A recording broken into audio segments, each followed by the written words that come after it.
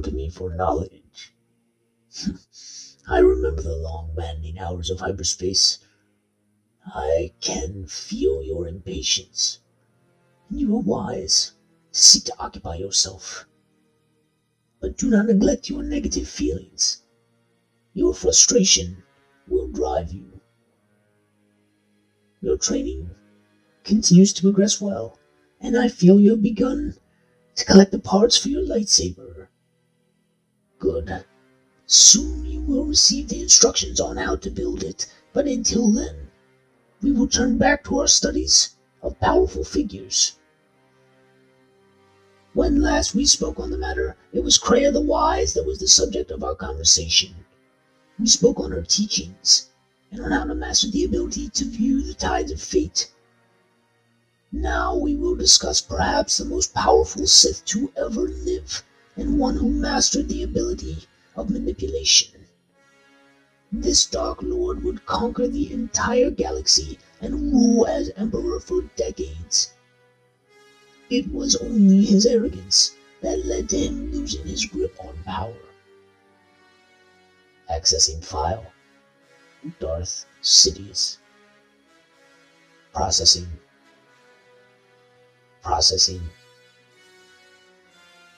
He was born as the human male, Sheev Palpatine on the planet Naboo, to the aristocrat Colsigna Palpatine. The family was wealthy and powerful, a ruling family on Naboo. Sheev would recognize something different about himself from an early age, sensing that deep within he had a latent power. This would drive him to be naturally ambitious, and he believed himself a born leader. He was extremely intelligent, and as he became a teenager, he began to push for his family to take a more active role in Naboo politics. His father, however, was more content with what they had, and this seeded a deep resentment within Palpatine. He grew to disdain his parents for their weakness and lack of ambition. Frustrated by their restrictions, he turned his free time to esoterica and began to collect and study Sith artifacts from the black market. Slowly, he began to realize the dimmest traces of the path to power, and he began to keep his eyes peeled for an opportunity to rise above his station. These underworld connections carried over with Palpatine as he began education in the wider galaxy. Several times he was caught for petty crimes or misdemeanors, but each time Colsigna used his wealth to make it disappear. Palpatine began to learn that with money, and as such power, there were no real consequences to his actions. He learned he could have whatever he wanted, and that power could set him free. Eventually, he would become old enough where he would have to enroll in Naboo's mandatory public service, and he became embroiled with the Legislative Youth Vote program. There, he would begin to make contacts and acquaintances. He would come to believe that it was time to open Naboo to the wider galaxy, while his father would continue to hold more conservative views. Finally, this rift would come to a head during Naboo's monarchical elections. Palpatine's father would support the isolationist candidate, and Sheev would work to undermine Colsigna's efforts. As part of this, the young boy would release documents which directly harmed his own family's image. Little known to Palpatine, outside forces had a stake in Naboo's election. They too wished the planet open to the wider galaxy, and he inadvertently aided the cause of one Hugo Damask, the leader of Damask Holdings, one of the wealthiest corporations in the galaxy. Damask was secretly the Sith Lord Darth Plagueis, a man we will speak more on detail later. He would reach out to arrange a meeting with the young Naboo who had helped him, and the two would meet under Plagueis' public guise while Sheev was at university in Theed. There, he would discover that he was unable to look into Palpatine with the Force, and this would drive him to hire the young boy as a spy. Palpatine would agree to this, but only if he could report directly to Plagueis alone. The two would begin a close relationship, which would eventually become obvious to Consigna Palpatine. Consigna would attempt to restrict his son's access to Plagueis, and would even threaten the Dark Lord himself. After this threat, Plagueis would contact Palpatine and stoke the frustration and anger the boy was carrying for his family. He would tell him that he must do whatever he had to in order to free himself from their clutches and seize the reins of his own destiny. So it would come to pass that Consigna would eventually confront his son aboard the family yacht, and the two's hatred for one another would finally explode into the open.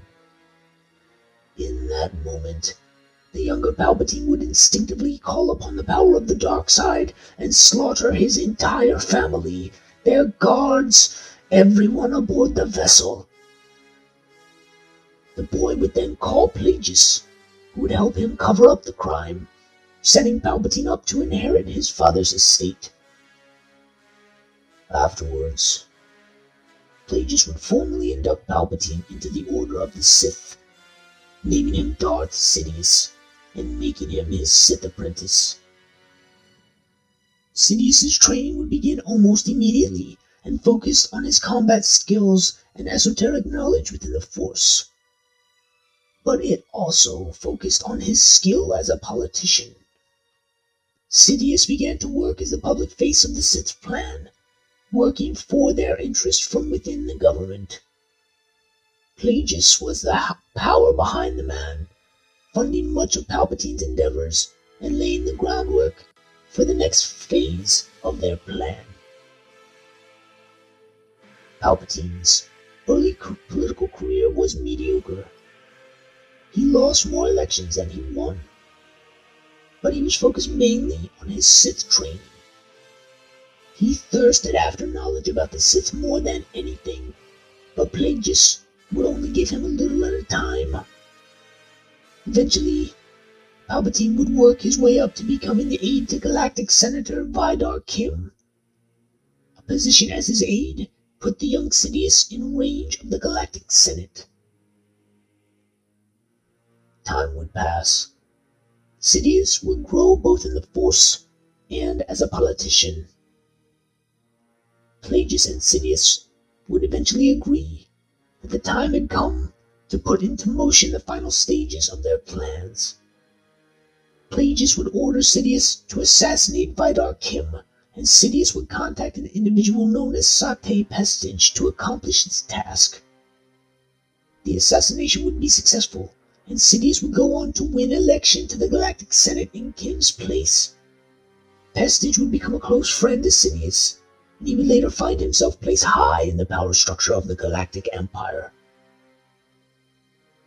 Throughout his time in politics, Sidious would show a rare ability to form connections to people. He would do something few others in his position could do. He would listen. Sidious had the ability to become a confidant, and the ease with which he assumed this position allowed him to get to know those around him, learn their desires and their goals, their wants and ambitions. This let Sidious determine how best exactly to make use of them, and slowly he began to build a network of connections. He was from a small backwater world in the Rim, and most senators expected little to nothing from him. An illusion Sidious worked hard to maintain. He purposefully kept the advancement of his career at a crawl, knowing that by letting some opportunities go, he could continue to appear harmless and without resources. Over time, his strategy began to work. He wrote extensively, and his papers on politics became things taught in universities across the galaxy. Despite growing fame, He would continue to maintain a mild-mannered public demeanor. He would almost never attend social gatherings, and seemed to the outside world to devote all his time to his work. Behind the scenes, however, Sidious continued to grow as a Sith. Finally, a moment of crux would arrive. A vote would come up in the Senate to seat several new worlds that belonged to the Trade Federation. Plagueis wished for these worlds to join the Senate, and for them to become trapped between a bureaucracy that taxed them dry and a corporation that exploited them. This would pave the way for a future separatist crisis that would tear the Republic apart. Sidious was expected to vote against the Trade Federation, but instead made a show of the affair, accusing the Trade Federation of the assassination of Vidar Kim and abstaining from the vote in the process. This action allowed the Trade Federation to seat their new worlds in the Senate, and it also worked to increase Sidious's public image. This furthered the Sith's grand plan. However, it also exposed Plagueis and Sidious to their enemies, as the two were spotted speaking together in the Senate Plaza. With their relationship exposed, they would come under attack by hired assassins, and while they would manage to fend off the attack and destroy the one who hired them, Plagueis would be gravely wounded in the assault. Afterwards, he would withdraw from public life. Sidious would now use his newfound publicity in the Senate to skyrocket into a position of influence. He would begin to form connections to people from all areas of governance, from the Senate building to the military, even among the Jedi Order. These connections would allow Sidious unprecedented access to the highest levels of power in the galaxy. He would use this access to implicate then-Chancellor Valorum in criminal proceedings and seriously weaken his hold on power. About the same time, Plagueis would arrange for the abdication of the King of Naboo, which would directly lead to the coronation of Queen Padme Amidala. Shortly afterward, Sidious would order the Trade Federation to blockade the planet in protest of Republic trade tax laws. The air of instability and insurrection within the galaxy would grow to heights that had not been seen in 1,000 years. Everything was unfolding exactly as the Sith had planned. However, the blockade of Naboo did not create the full upswelling of sympathy that was expected to carry Sidious into the Chancellor's office. A full invasion of the planet was decided to be the best course of action, and the Sith ordered the Federation to see it done. Through a series of events caused directly by the political crisis he had orchestrated against his own homeworld, Sidious would find himself in the office of High Chancellor. He would win by a large margin, promising to restore the faded glories of the Old Republic. Shortly after that, Naboo would be liberated, and the Trade Federation publicly embarrassed. For years, Sidious had been subtly manipulating his master, feeding him ideas for the grand plan without his knowing. Plagueis had thought to become co-chancellor, and that Sidious would pass laws only approved by him. But Sidious had never had any intention of sharing power, and with his rise to the highest levels complete, Plagueis had outlived his usefulness. The night prior to Sidious's election, the two would gather to celebrate. Sidious would ply his master with wine, and the moon would pass into unconsciousness. Then, Sidious would strike. He would blast Plagueis with torrents of Sith lightning, and the Dark Lord would die there on the couch, half drunk, half asleep, a powerful man whose destiny had been twisted by his apprentice. Sidious had used Plagueis' greater power, his greater destiny, to further his own. He had seen that the moon's power carried true weight in the Force, and like gravity, this weight could affect the orbits of those around it. He used Plagueis to grow his own power, further his own weight in the Force, and it had grown heavier than his master's. So he deposed him and eliminated his rival. Sidious would assume the mantle of Dark Lord, and shortly after, he would finally meet the young Anakin Skywalker. The Jedi Order was abuzz with the possibility that he could be the prophesied chosen one, and Sidious resolved almost immediately that the boy would become his final apprentice. Like Plagueis, Sidious knew that the boy's destiny could be used to further his own. But Sidious had been swept up in Plagueis' destiny, and had to use it to grow himself.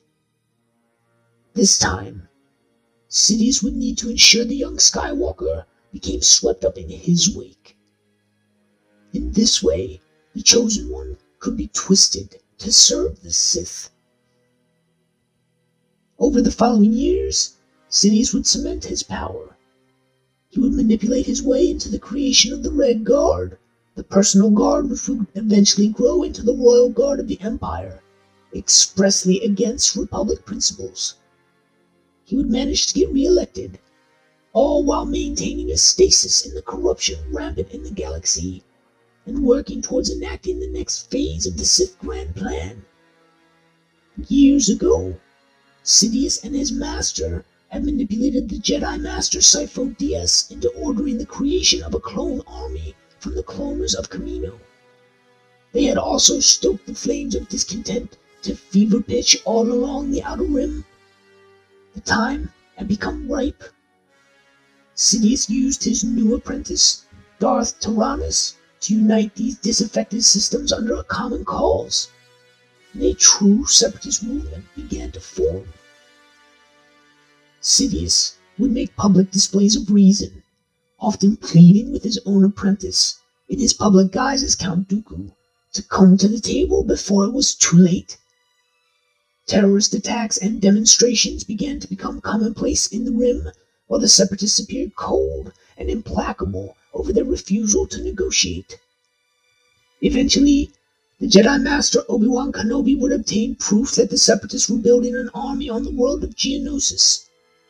Sidious would approach the Jedi Council and other officers of government to try to determine the best course of action. As the debate wound on, it became clear that the Senate would not be able to overcome their bickering long enough to act. And on prior prompting from Sidious, his aide and friend Mas Amedda would suggest that emergency wartime powers would give the Chancellor the ability to order an army immediately. The motion would go to the floor the next day, championed by a Gungan named Jar Jar Binks, and it would pass with flying colors. Sidious would win emergency powers and the full love of the Senate in a single day. He would legally approve the Clone Army as the Grand Army of the Republic, and the Clone Wars would begin in earnest. We will not discuss that history here. What is important to note is that during this time, Palpatine would begin to focus his attentions on the young Anakin Skywalker. The Dark Lord would employ the same strategies that he did throughout his life.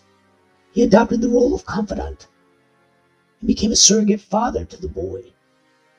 He got to know him, and he did so for one reason. Skywalker's destiny was evident to any with even the smallest inkling, and Palpatine instinctively knew that his own power could only be served by finding a way to shift the tides of fate in such a way that Skywalker would become his tool. Sidious had done everything possible to take the reins of fate for himself. He was in control of both sides of a galaxy-spanning war, and his natural gifts and foresight allowed him to stay one step ahead of the Jedi. Eventually, he would manipulate events into culminating during a confrontation with some of the Jedi's most powerful masters, a confrontation Skywalker would bear witness to. By the end, the young boy would be forced to make a choice. And because Sidious knew him so well, knew of his secret marriage and love for Padme Amidala, he was able to force him to his will. Skywalker would betray the Jedi and swear himself to Sidious, taking the name of Darth Vader and joining the Sith. After this, Sidious would deliver a special order to his clone troopers, Order 66.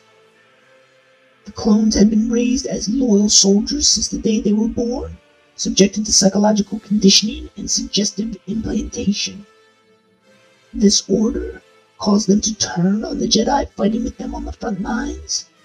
At the same time, Sidious dispatched the newly minted Lord Vader to the Jedi Temple with orders to leave none alive.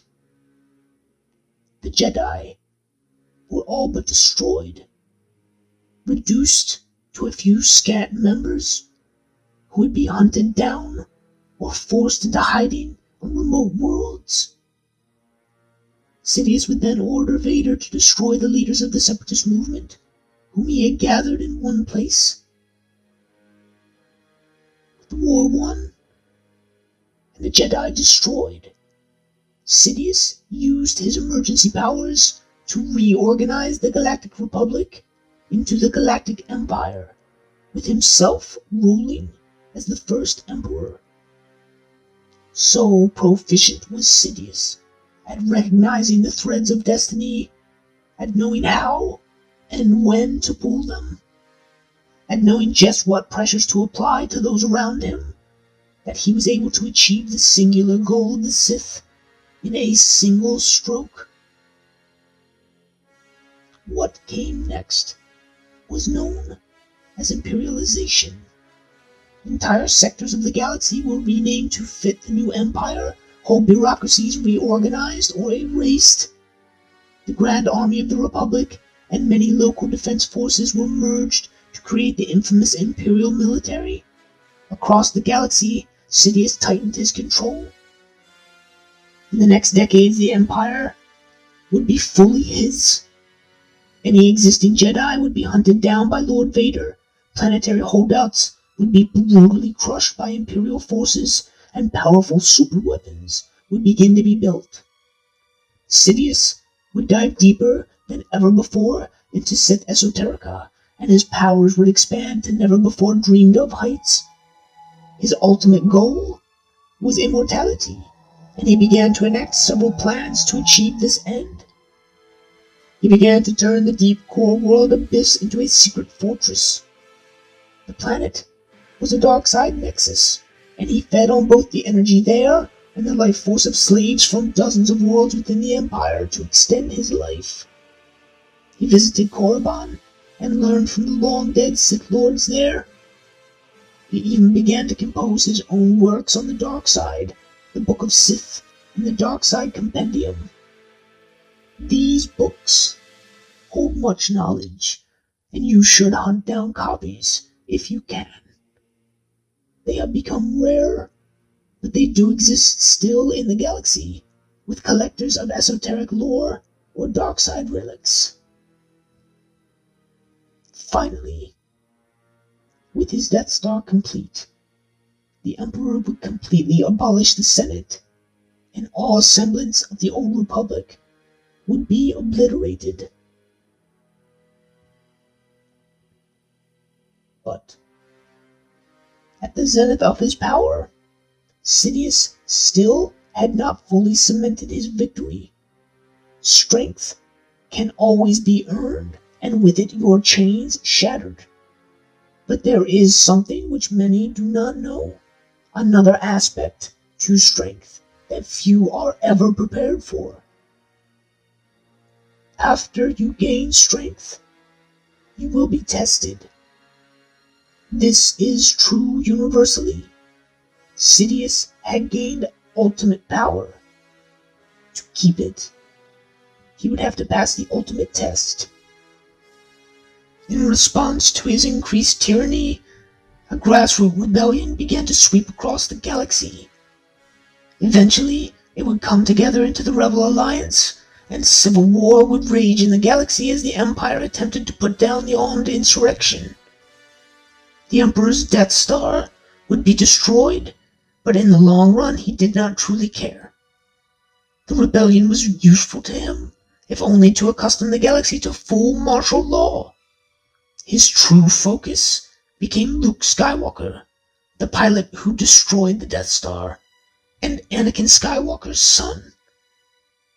Sidious and Vader began to hunt for the boy, hoping to turn him to the dark side of the Force. We will not go into the details of this conflict here either. What is important is the fact that Sidious's abilities at manipulation and foresight were pushed to the limit. He had to almost constantly call upon the Force, both to peer into the future and to sustain battle meditation for his troops and fleets. His machinations grew ever more complex, but they were constantly successful. Eventually, the Galactic Civil War, as it would be called, would culminate in the skies above the forest moon of Endor. There, the Emperor was building a second Death Star, and he had manipulated the rebellion into believing the station was vulnerable. In fact, it was a fully operational battle station, and the Imperial fleet caught the rebellion in a vice-grip embrace built of its full might. Luke Skywalker had also been brought before Sidious. The Dark Lord had foreseen that the young boy's compassion would bring him to give himself up in order to save his father. There, on the Death Star, Sidious would goad Luke into a confrontation with Vader. The two would battle, with Sidious pushing the young boy to give in to the dark side to defeat his father. But he was undone. Luke refused to strike his father down.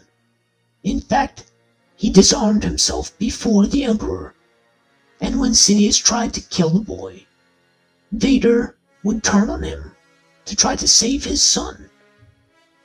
Their familial bond would pull Vader back to the light, and he would sacrifice himself to kill Sidious.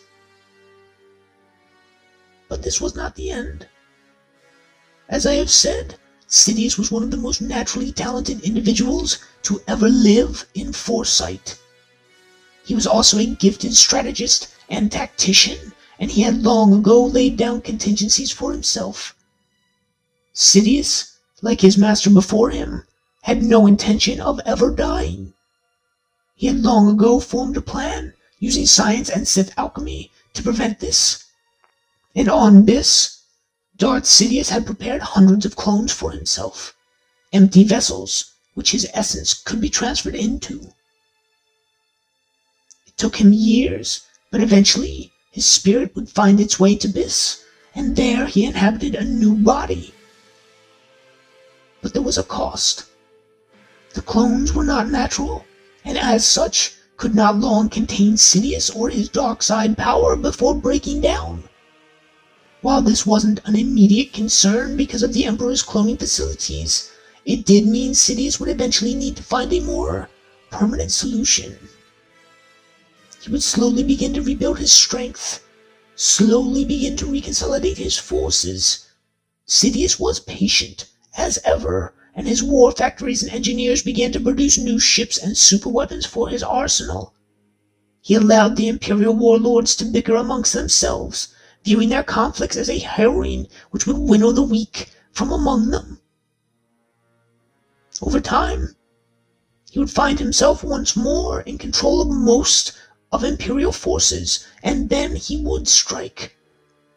Sidious would reveal himself again to the galaxy, while at the same time kidnapping Luke Skywalker. On Biss, Luke, confronted with Sidious's terrible power, would see that the only means of resistance would be from within. He bent the knee to Sidious, though this was only a ruse. From the inside, Luke would work to halt the advance of Sidious's dark empire. Sidious was fully aware of Luke's actions, but he was also aware of the powerful allure of the dark side. He knew that the longer Luke was close to him, the more he learned, the further he would fall into the grips of the Bogon.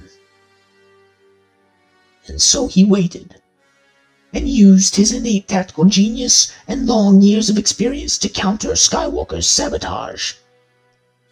Skywalker would eventually rebel against his new master, and he would destroy all the clones in Sidious's cloning facility save one.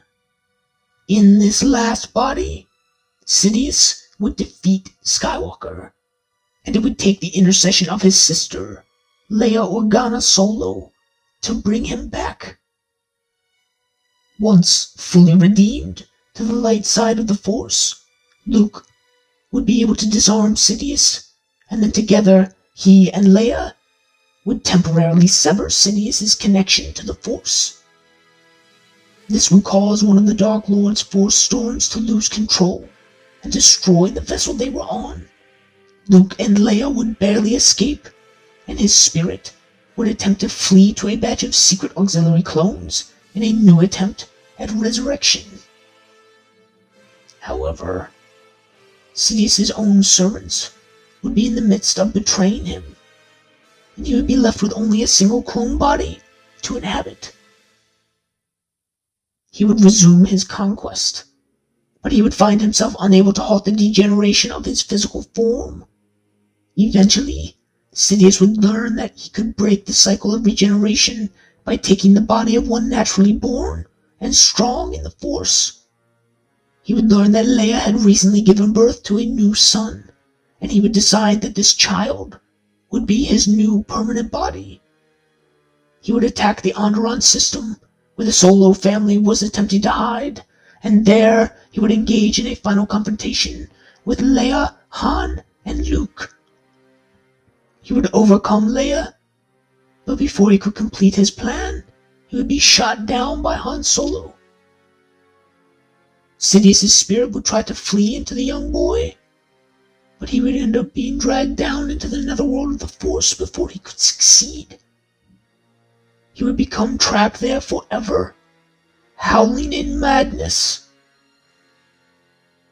What is there to learn from the tale of Darth Sidious? He learned well the lessons of Darth Traya. Though a naturally gifted individual, Sidious's true strength lay in his ability to perceive and manipulate the tides of fate. He was smart, objective, and desired power, and to obtain that power, he would bide his time, wait, learn all he could about the people around him. He would truly come to know them, perhaps better than they knew themselves. And once he did, he obtained power over them. When you know a man's likes and dislikes, his hopes and fears, you can arrange situations that take advantage of these things. This is nowhere more evident than in his corruption of Anakin Skywalker. Skywalker was the chosen one, the champion of the Force, and yet because Sidious knew his deepest fears, he was able to manipulate him. The truth is that Sidious never truly corrupted Anakin. He simply set the board in such a way that Anakin had no choice but submission. In so doing, he moved the weight of Anakin's destiny behind his own. Sidious had planned years, every meticulous step of his ascension, but it was only when he could fully count destiny on his side that he truly achieved his goals. And achieve them he did. Sidious would rule the galaxy for decades and plague it for decades more, and yet he too would eventually fall. As I said before, ultimate power is always accompanied by the ultimate test.